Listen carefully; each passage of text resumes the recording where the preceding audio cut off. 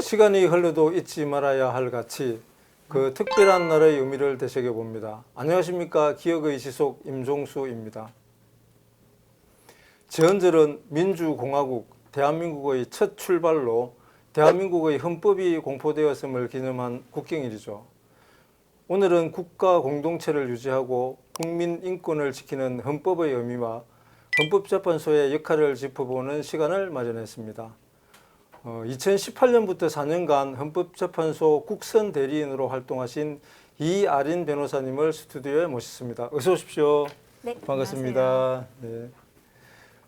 오늘은 7월 17일 제헌절입니다. 국경일이지만은 휴일이 아니어서 모르는 사람들이 많이 있고요. 쉬는 날이 아니라서 그런지는 모르지만 제헌절의 의미를 잘 모르거든요. 그래서 변호사님께서 좀 소개해 주시죠. 네. 네. 제헌절은 말 그대로 네. 이제 헌법을 제정한 날을 네. 기린다는 거죠. 예. 그리고 이 헌법이라는 건 자유민주주의를 이제 수호한다라는 의미도 있는 거고, 예. 그러니까 우리 사회의 이제 기본 원칙에 대해서 이제 되새기면서 그리고 또 준법 정신을 또 뒤높일 수 있는 그런 날이라고 할 수가 있습니다. 올해로 대한민국 헌법이 이제 제정된 지 76주년을 맞이를 했습니다. 저희 이제 대한민국 정부 수립하고 같군요. 나이가. 예. 그러면은 변호사님께서 생각하시는 우리나라 헌법의 가장 특징이 뭐라고 보십니까?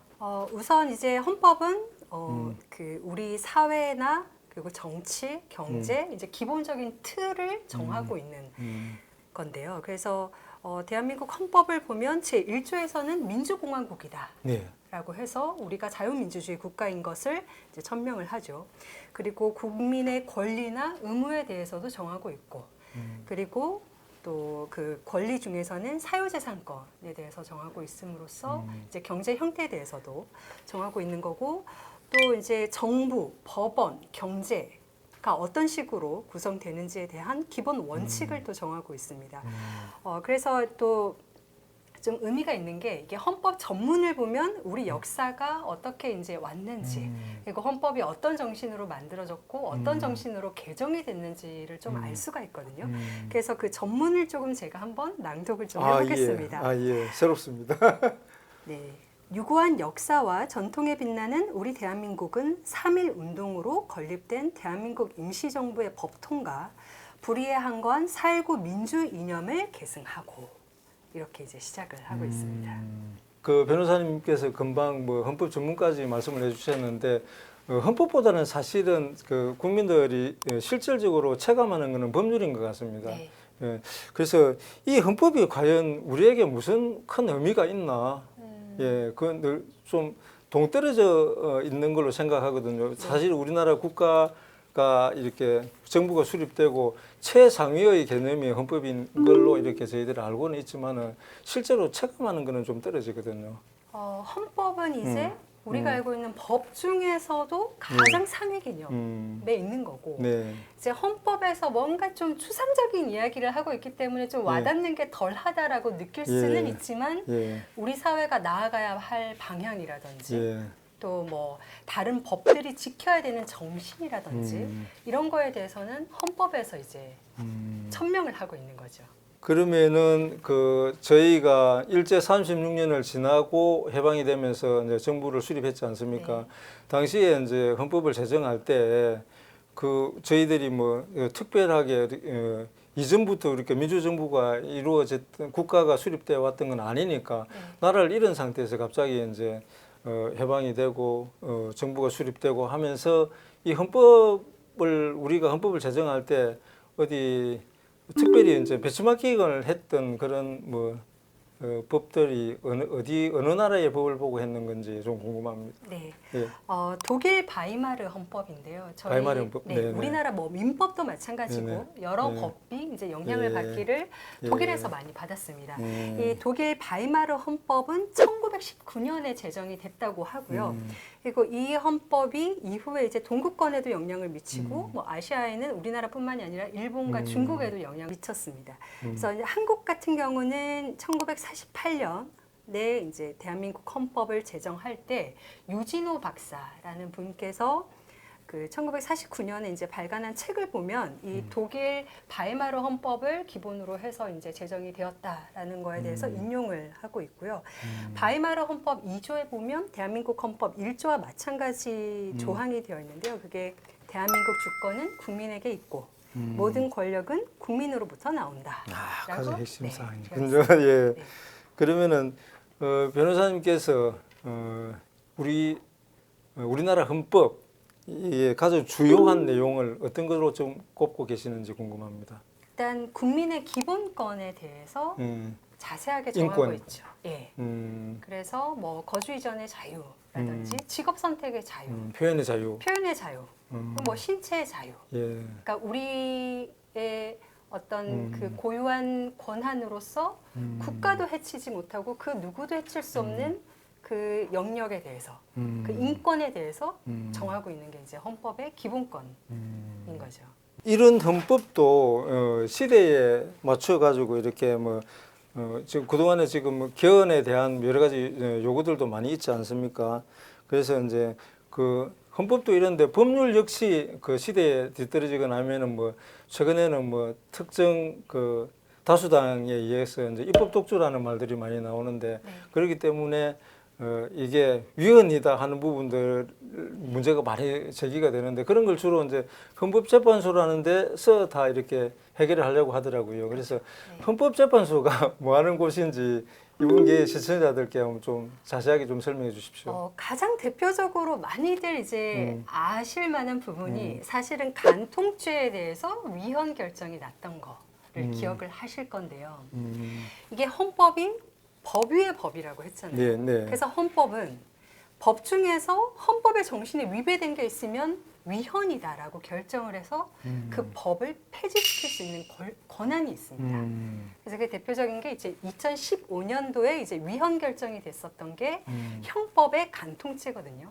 그 당시만 해도 이제 배우자가 있는 사람이 외도 행위를 했고 그리고 간통을 했으면 2년 이하의 징역에 처한다. 그래서 2007년경에 배우 옥소리라는 분이 남편 박철로부터 간통죄로 고소를 당하게 됩니다. 예.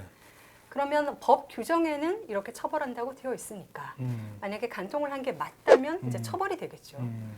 그러니까 이제 옥소리 측에서는 이 형법의 간통죄 자체가 개인의 행복을? 자유를 아. 네, 너무 제한한다. 그래서 위헌이라고 이제 결정을 해달라라고 예. 헌법재판소에다가 이제 헌법 소원을 하게 되거든요. 그건 헌법 소원을 하셨군요. 그러니까 이게 예. 정확하게 이야기를 하면 그 간통죄로 그 처벌받기 위해서 재판을 받고 있는 법원에다가 네. 재판부에다가 위헌인 위헌 거를 제청을 해달라라는 신청을 했는데 재판부에서 네, 위헌이라고 그냥 쓴 재판부가 거예요. 이제 예. 이거를 위헌에 대한 판단을 맞습니다. 해달라고 헌법재판소에 올려야 되는데 예. 그걸 올리지 않겠다라고 이제 신청을 기각을 기각해. 했습니다. 예. 그렇게 기각을 한 경우는 당사자가 직접 예. 헌법 소원을 할 수가 있거든요. 예. 그래서 이제 헌법 소원을 했죠.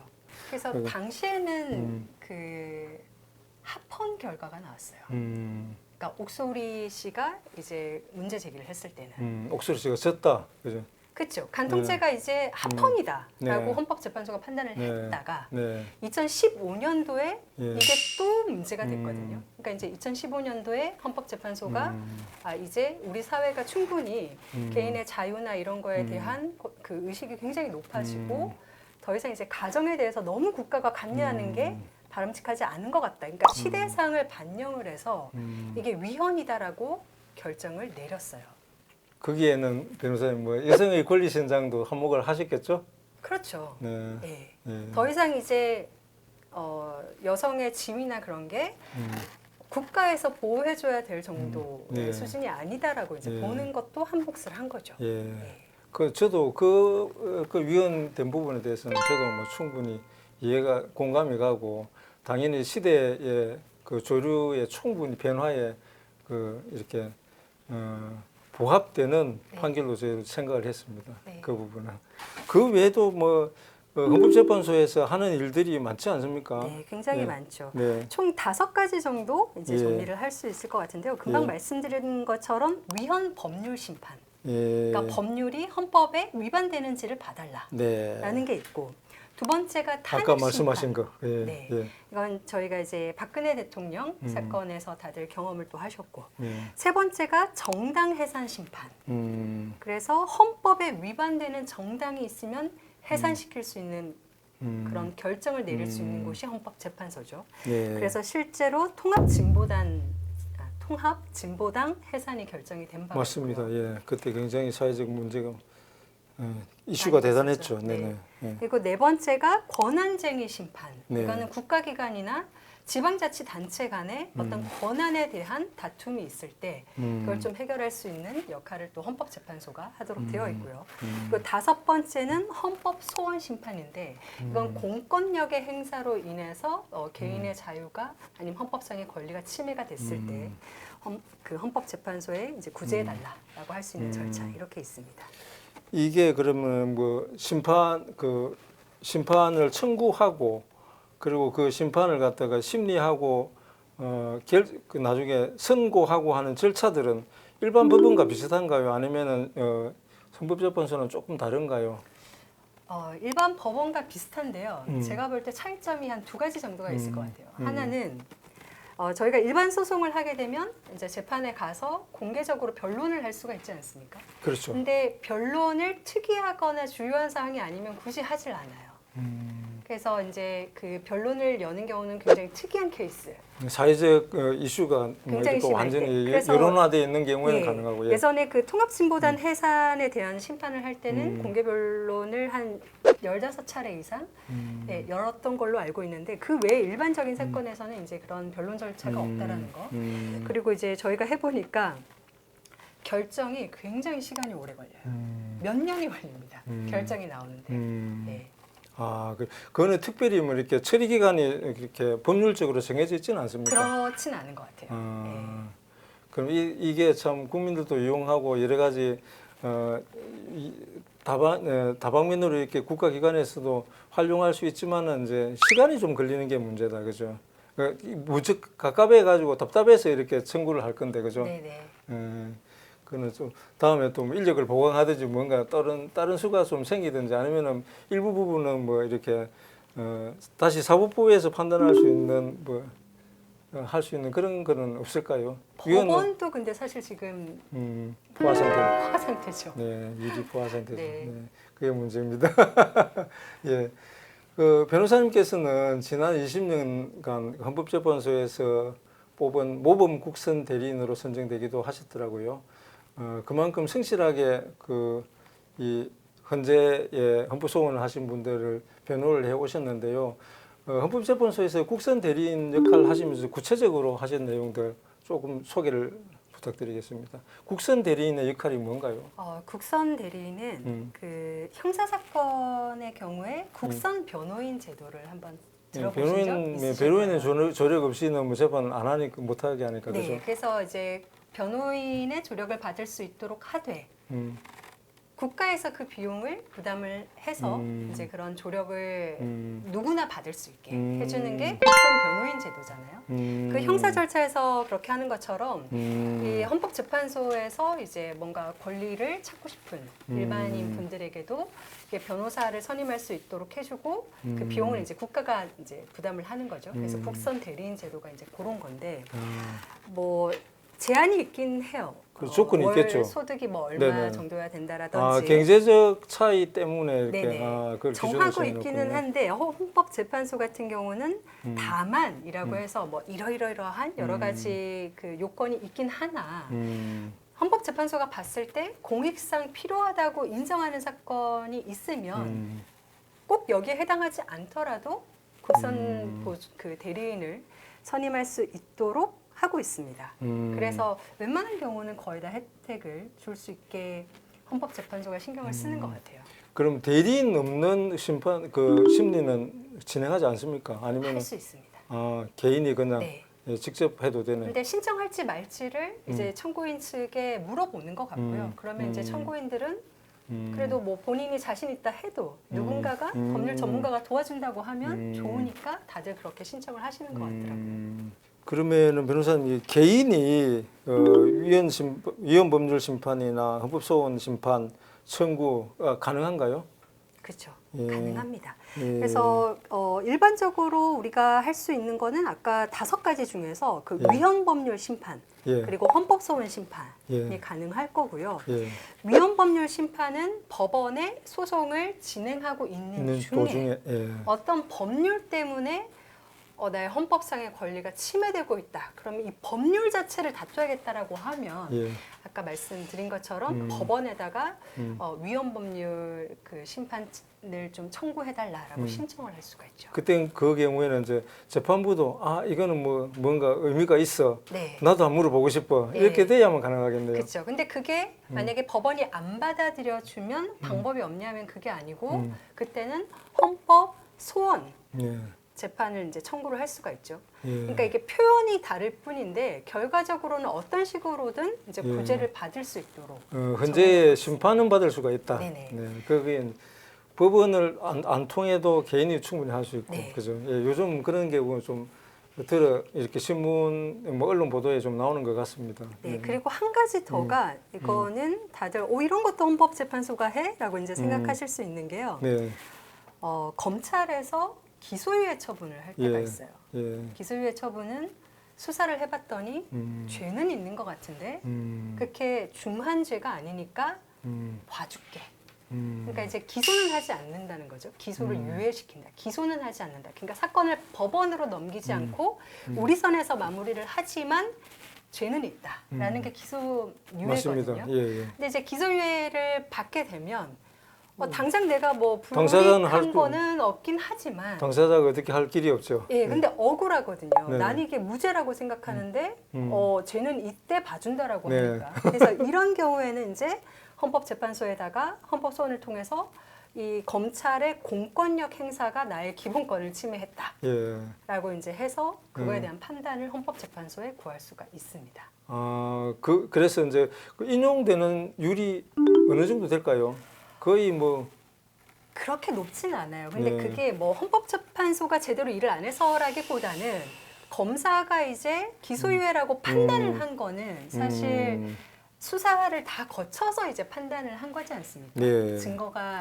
증거를 가지고 그렇기 때문에 이렇게 바뀌는 경우는 많지가 않죠. 변호사님께서 지금 국선 대리인 하시는 동안에 이런 류의 사건을 이렇게 대리인을 하셔가지고 이 억울함이 구제된 경우가 좀 있었으면 그런 사례가 있다면 그 사례를 한번 간단하게 설명해 주실 수 있을까요? 최근에 저희 부산지방법원에 이제 훌륭한 변호사님께서 실제로 이 위헌 판결을 받아내셨거든요. 어떤 사건이었습니까? 이게 형법에 예. 어떤 규정이 있냐면요. 예. 친족 상도례라고 해서 이게 이제 가족의 범위를 좀 특정을 해서 이게 가까운 사람이 뭔가 나한테 사기를 치거나 절도를 하거나 횡령을 하거나 이런 재산상의 범죄를 저질렀다 해도 지금 모 연예인이 지금 그쵸. 가족끼리 다투고 있지 않습니까? 예. 처벌할 수 없다라는 규정이 있어요. 맞습니다. 예. 그래서 이 변호사님께서는 어떤 사건을 봤냐면 조금 정신 지체가 있으신 분인데 그분이 아버지가 돌아가면서 이제 한 2억 정도를 유산으로 유산을 남겨준 상속받고. 거예요. 예. 그러니까 이제 그때부터 이 장애인의 삼촌 그리고 숙모가 같이 살자 이렇게 된 거예요. 그래서 같이 살았는데 알고 봤더니 이제 본인의 재산을 다 빼돌려가지고 뭐 조카들 명의로 다른 부동산을 마련하게 한다든지 그러니까 이제 돈을 관리해주면서 빼돌린 거죠. 근데 이게 횡령이거든요. 예. 횡령인데 동거했던 삼촌 관계이기 때문에 가까운 친족이기 때문에 친족 상도례 적용을 받아서 이제 처벌할 수 없는 거니까 아예 기소 자체가 이제 안 되거든요. 공소권 없음이 되거든요. 그러니까 이거 너무 이제 부당하지 않냐. 그리고 이게 친족 상도례가 미치는 범위가 친족 범위가 생각보다 꽤 넓어요. 그 저는 부모나 형제 정도를 하는 게 그 정도 아니고 삼촌도 수준이 가능해요. 아닙니다. 예. 이게 친족 중에서는 이제 동거를 하는 친족인데 친족의 범위 자체가요. 8촌 이내 혈족, 4촌 이내의 인척까지예요. 그러니까 내 배우자의 배우자도 사촌, 마찬가지. 사촌까지. 배우자는 사촌까지. 예, 나의 혈족은 8촌까지. 예. 그러니까 사실 범위가 굉장히 넓어요. 범위도 넓고 여기에 해당하는 재산 범죄가 웬만한 거 다 들어갑니다. 거의 절도죄, 대부분이 사기죄, 횡령죄, 사기 가족들끼리 거의 많죠. 거의 다 들어가죠. 집안끼리. 예. 그래서 뭐 예를 그건 들어서 누구든지. 뭐 박세리 선수가 그런 건 아니겠지만 박세리 선수의 아버님께서 만약에 뭔가 횡령을 했다. 예. 아니면은 뭐 절도를 했다라고 해도 처벌 현재 못하죠. 그 친족 상도례가 있다면 네. 이제 처벌을 할 수가 없게 되는 건데 예. 이 규정이 헌법에 불합치, 맞지 않다라고 음. 해서 내년 12월 말까지 개정을 하라. 그 중에 지금 결과가 나왔습니다. 뭐 여전히 이렇게 하폰이 유지되는 조항도 있던 것 같은데요. 지금 일단은 그 헌법재판소의 입장은요. 음, 이게 범위가 너무 넓고 음, 그리고 너무 예외적인 뭐 그걸 두고 있지 않다. 예를 들어서 뭐 피해가 얼마를 초과하는 경우에는 뭐 예외로 한다라든지 뭔가 그런 디테일한 게 하나도 없이 너무 넓은 범위의 가족들을 너무 넓은 재산 범죄를 다 이제 문제를 못 삼게 만드니까 그런 취지를 밝힌 거지 뭐는 괜찮고 뭐는 안 되고 뭐 이렇게 나눠서 밝힌 거는 아닌 것 같아요. 구체적으로 좀 특정을 해가지고 네. 그, 이제 근데 그런 역할은 입법의 역할이기 때문에 입법자에게 이제 토스를 한 거죠. 이게 문제가 있으니까 언제까지 개정을 해라. 개정 안 하면 그때까지는 이 법률의 적용을 중지시키고 그때까지도 개정을 안 하면 이 법은 없어지는 거다. 이렇게 이제 만들어뒀죠. 최근 들은 것 중에서는 가장 획기적인 그렇죠. 현재 네. 결정문 같습니다. 맞습니다. 예. 가장 핫합니다 지금. 예.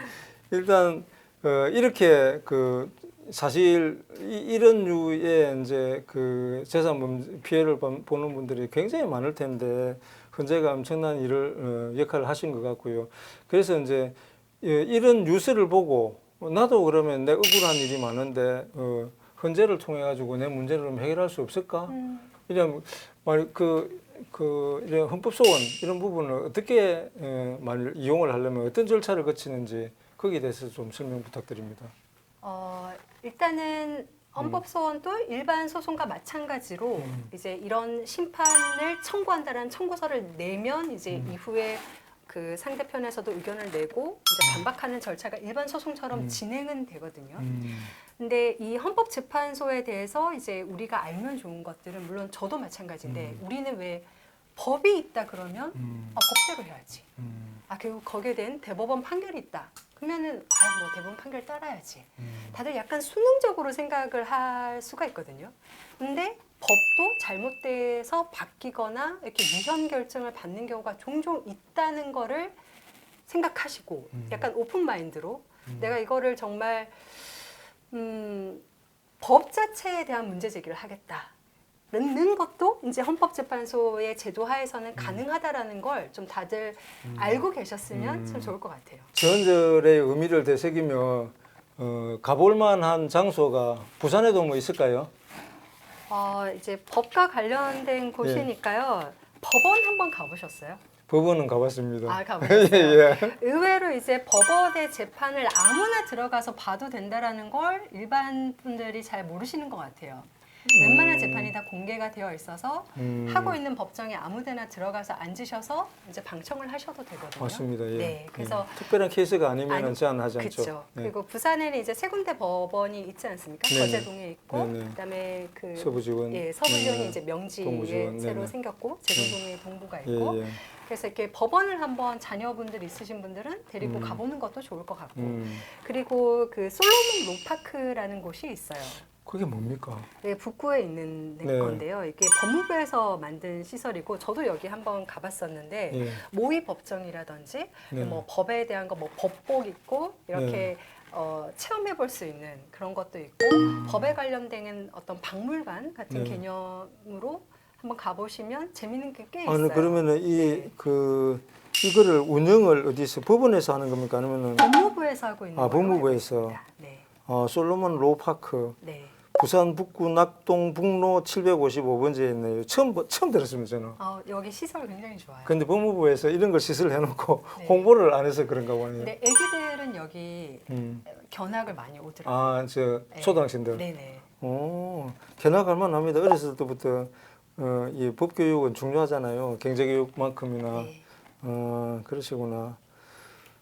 그리고 또 다른데 뭐 이렇게 부산에 국한되지 않더라도 저희가 이 재헌절을 맞아가지고 우리가 꼭 여기는 한번 가볼 만하지 않을까 하는. 헌법재판소가 그 종로에 있거든요. 네. 서울 종로에 있는데 저도 여기 상 받으러 갈 때 들어가 봤더니 굉장히 삼청동. 네, 저도 주변 한번 가봤습니다. 환경이 굉장히 뭔가 엄숙한 느낌? 압도적인. 네, 그런 게 예, 있더라고요. 예, 예. 종로 자체가 주는 그 오래된 그 도심에서 나오는 예. 그런 위험이나 그런 게 예. 있는 것 같아요. 그래서 예. 헌법재판소도 한번 가보시면 좋을 것 같고 또 뭐 서울에는 대한민국 역사박물관이 또 그 종로구에도 또 있고 여기도 네. 이제 그 제헌절 관련해 가지고 여러 가지가 좀 이렇게 전시가 돼 있나 봅니다. 역사박물관에. 네. 음, 그렇고 또 경기 파주시에는 한국 근현대사 박물관 여기도 있으니까 이제 서울이나 수도권 쪽으로 갈 일이 있으신 분들은 참고하시면 좋을 것 같습니다. 예, 잘 들었습니다. 지금 이제 변호사님께서 법조인으로 이제 몸담고 계시는데 법조인에게서 헌법 어떻게 생각하시나요? 헌법을 그렇게 들여다볼 일은 많지는 않아요. 사실 뭐 기본적인 틀을 정하고 있는 거기 때문에. 근데 저도 이제 이번 기회에 다시 한번 이제 헌법을 찬찬히 보면서 이런 기본 원리 하에 우리나라가 움직이고 있구나라는 걸 좀 새롭게 보게 돼서 좀 의미가 있었거든요. 그리고 국가는 우리와의 관계에 있어서 우리의 권리를 보호해주고 또 어느 정도의 또 의무를 요구하면서 또 우리끼리 합의된 우리의 그 정치 체계나 경제 체제에 대해서 이렇게 정하고 있구나라는 걸 새삼 또 다시 공부를 하게 되는 또 귀중한 경험이었습니다. 네. 그럼 지금까지 제헌절을 맞아서 이아린 변호사님으로부터 여러 가지 헌법재판소에 대한 이야기까지 세세하게 잘 들었는데요.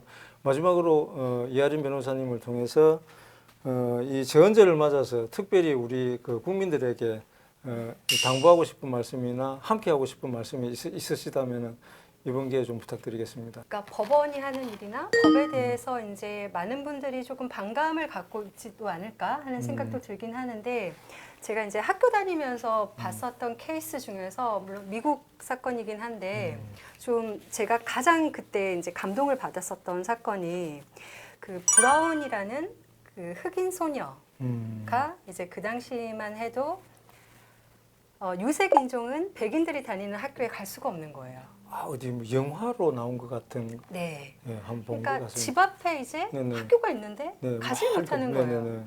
그러니까 이제 자기가 갈 수 있는 흑인들이 갈 수 있는 학교를 1마일이나 걸어서 이제 학교를 다니는 거죠. 그래서 이제 너무 화가 나서 근데 왜 이렇게 돼야 되냐라고 해서 이제 대법원에서 결국은 이거는 불공정, 그러니까 문제가 있는 분리 정책이니까 시정하라라고 정부에 이제 명을 하게 됩니다. 그러니까 이런 역할들을 사실은 헌법재판소가 할 수 있는 역할이거든요. 그래서 이제 그 어린 소년이 이제 처음 그 학교에 등교를 할 때 이제 주변 분들의 보호하에 역사적으로 이제 등교하는 장면이 있어요. 그런 걸 보면 지금은 우리가 이제 그렇게 다 같이 어울리고 학교 다니는 게 너무 당연한데 그 시절에는 그게 너무 파격적인 거였거든요. 그러면 지금 우리 사회를 또 생각을 해보면 지금 우리는 아무 불편이 없고 아무 문제가 없는 것 같아도 후세에서 볼 때는 야 그랬던 시절이 있었대 라고 이야기를 할 수도 있는 거거든요. 그래서 우리가 항상 이렇게 좀 모든 거에 대해서 이제 바뀔 수 있거나 뭐 좀 그런 오픈된 좀 시각을 가지고 접근을 하면 좋을 것 같고 그런 변화를 일으켜 줄 수 있는 사람들이 그 흑인 그 친구의 학부모님처럼 우리 개개인들이 다 할 수가 있는 거죠. 문제 제기를. 그래서 그런 거를 조금 좀 의미를 한번 되새기면 좋지 않을까. 예. 대한민국 헌법 1조 대한민국의 주권은 국민에게 있고 모든 권력은 국민으로부터 나온다. 민주시민 없이는 민주주의도 없듯이 오늘만큼은 내가 사는 이 땅의 주인으로서 시민정신을 갖고 그동안 잊고 살았던 헌법의 가치를 되돌아보는 시간이 되길 바랍니다. 기억의 지속 여기서 마칩니다. 감사합니다.